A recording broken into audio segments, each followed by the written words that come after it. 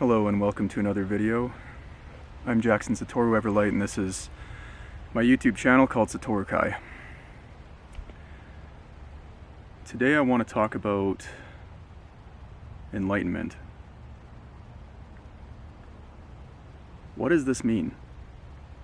We hear this term according to various traditions and teachings. But the term enlightenment can be a little bit of a problematic one in that not all traditions use the term in the same way. Not all teachers within traditions, the same traditions, use the term in the same way.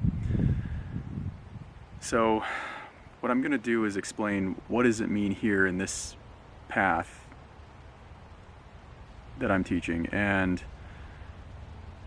what it means here is that ultimately enlightenment is the broad term used to describe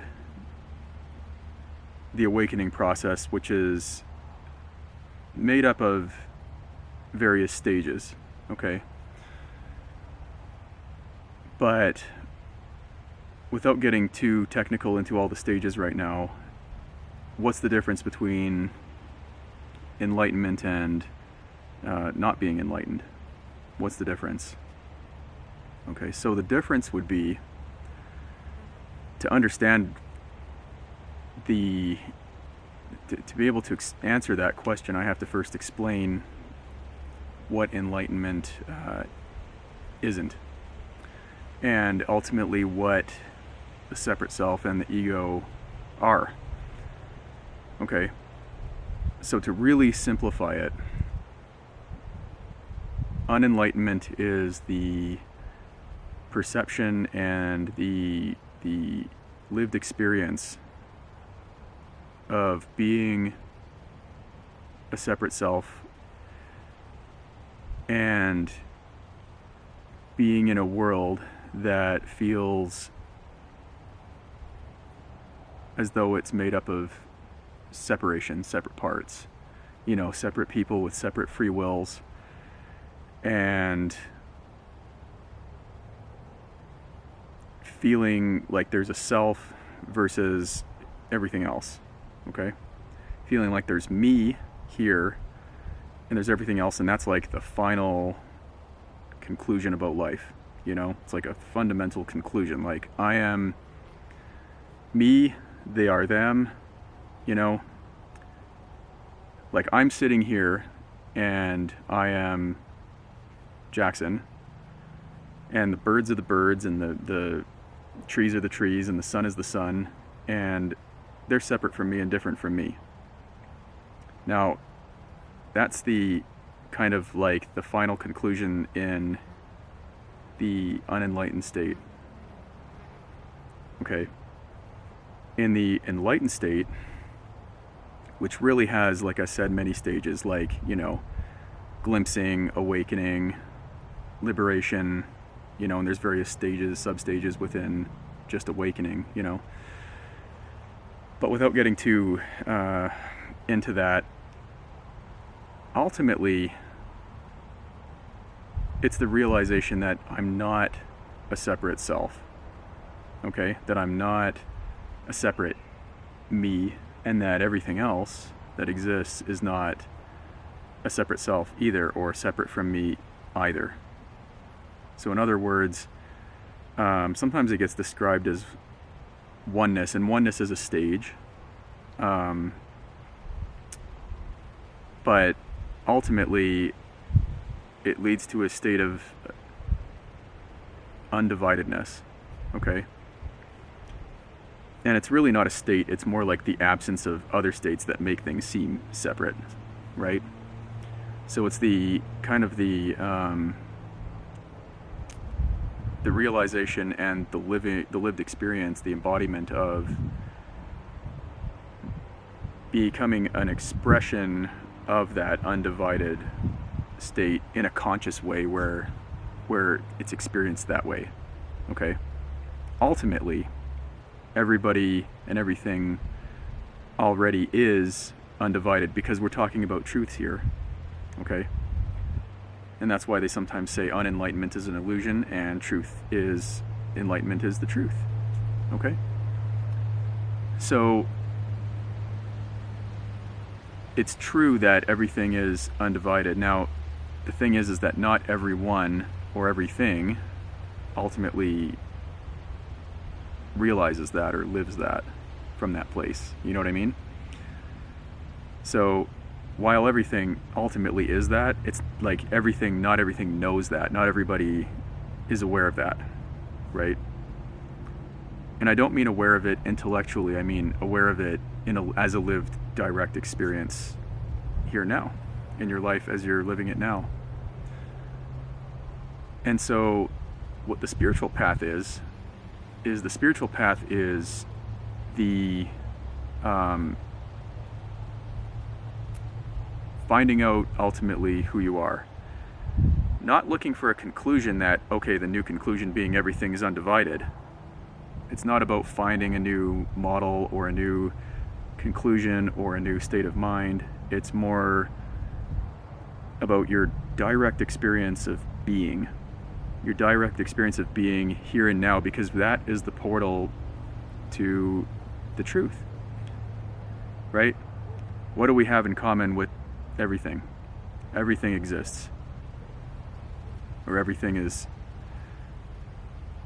everything that we see and experience, it seems to exist. It's all here. What about us? We're here right now, just like everything else, just like the totality of the cosmos. So here and now, the two things that we share existing, the things that we share, that becomes our portal, right? So enlightenment is accessed through the portal of here and now. Existence, here and now. Okay? And finding out what that is, who we are in here and now. And ultimately finding out what everything is.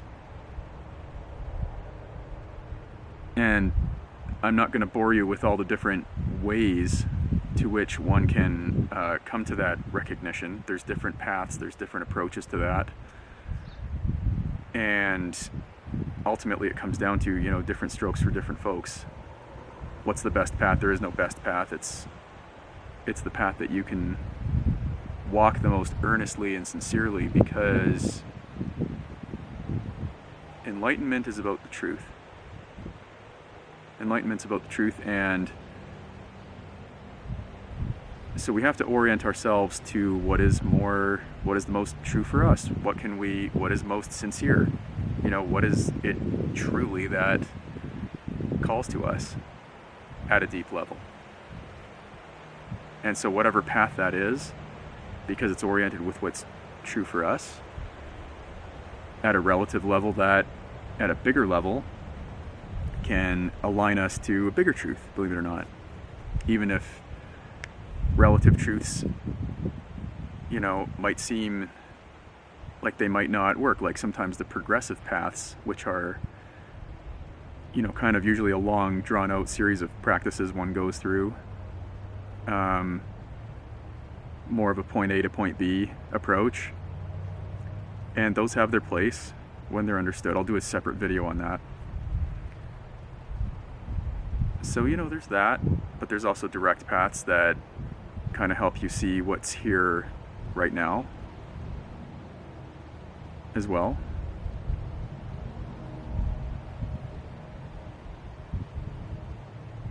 Ultimately speaking, though, enlightenment is not something that we can define. It can't really be given an actual reliable definition, because it's beyond concepts and it pre-exists concepts.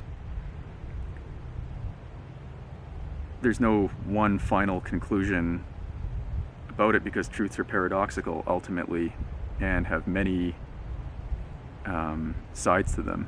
Truths have many sides to them. Often they have absolute and relative sides, and there's just different levels and different sides to a truth. But it's more not about finding out some intellectual knowledge that is really profound, that I can hold on to as a philosophy or something like that. It's not something that you attain, right? Because the you that is trying to attain it isn't real. Remember, that's an illusion. So it can't be attained. Why can't it be attained? Because it's already true.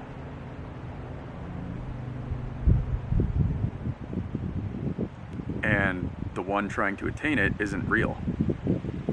Okay, so what does that mean?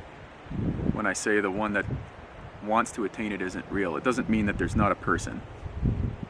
It means the idea of who we are as a person, a person with a story, with a whole past and all that. When we really look at what that is, it's mostly just a conglomeration of thoughts and memories and feelings, emotions, and all of that. In other words, it's primarily psychological, right? So, but those are only experiences happening now in the human body mind. You know what I mean? And those things come and go. So we can have thoughts can come and go. We can have feelings and emotions, those can come and go. We can have sensations in the body, those can come and go. I mean, heck, we can even have a life, and that comes and goes. Everything on Earth comes and goes. Everything eventually dies or transforms, right? So how can there be, what is the truth? What is it that gets enlightened in that case? What gets enlightened? Who gets enlightened? If everything is just kind of like the Buddha said, impermanent, right? Everything is changing and transforming. Who is it that gets enlightened? Well, that's the thing that's hard for the human psyche, is because it only understands things self-referentially. In a self-referential way, it only understands things based on relative to itself. But the thing is that self isn't real. I mean, something is real, something is here, right? Something is experiencing this. So if enlightenment is to be attained, obviously it must be already happening. But remember, if everything is undivided, it happens, it's in everything. It's already in you. It's already happening. It just can't be confined to a thought. It can't be confined to a feeling. It can't be confined to an emotion. And it can't be confined to one thing versus another thing, one person versus another person necessarily. But it can become conscious of itself. So when I say it, what is it? It is the awakeness or the awareness that is aware of your experience. Right? When you enter here and now, what you find is that through meditation practice, right? Thoughts come and go, okay? Emotions can come and go. Physical sensations can come and go. Feelings can come to pass. Perceptions can come to pass. But what is it that remains? That's the thing. See, that's the question. In an existence where everything is changing constantly, some things faster than others, right? In a world where everything changes, what is it that is left? What is the container or the space in which that's happening, right? something is aware of that. Now someone might come back to me and say, well, it's the person who's aware of that. Well, the person is a concept. You know, there is a human body here. Or something that we're calling the human body anyway, or calling a person. But the person actually arises in the awareness, right?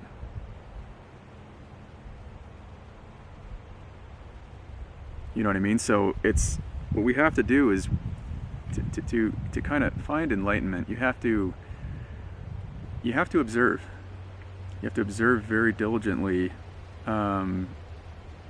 without grasping anything, without holding on to anything, and without even seeking, really. You have to kind of surrender into that what is already here, what is already now. You observe everything and let it all come and go.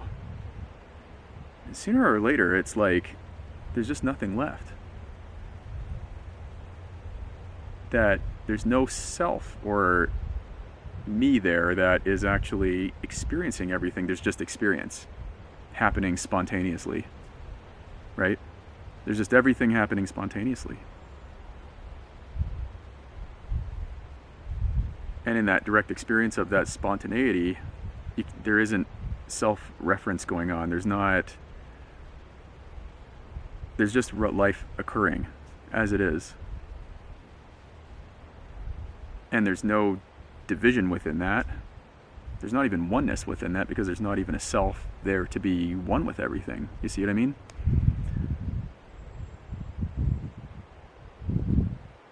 So I hope that made sense. Hope that makes sense.